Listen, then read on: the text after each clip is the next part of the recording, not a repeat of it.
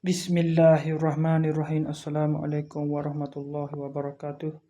Berjumpa lagi kita dan channel saya. Hari ini hari Sabtu, 15 Ogos 2026 Masihi, bersamaan dengan 2 Rabiul Awal 1448 Hijriah. Sekarang ni pukul 6.56 petang. Okey, untuk video buat masa ni saya nak review barang Shopee yang baru sampai tadi pada pukul 6.18 petang tadi. Terima bagi pada 6.18 lah. Sampai tu dah 2 minit kalau proses dia tu. Ya betul tu. Jadi saya terima tu. Rekod saya terima ni 6.18 petang. Satu je bagian ni. Daripada mana ni?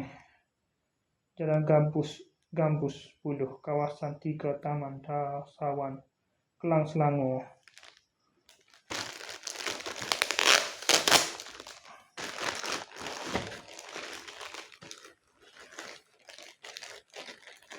Kau ni buka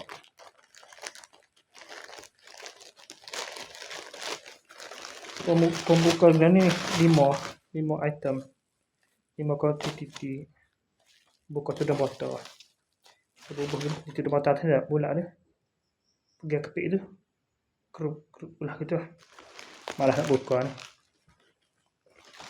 Ini 5 kuantiti ya. Sikit je sebenarnya. Okey. Dia baliknya protection apa dah. Balik bubble ni. Wah, bubble tu. Ini bubble putih ni. Okey, sekarang itu saja. Assalamualaikum. Jumpa lagi. Bye.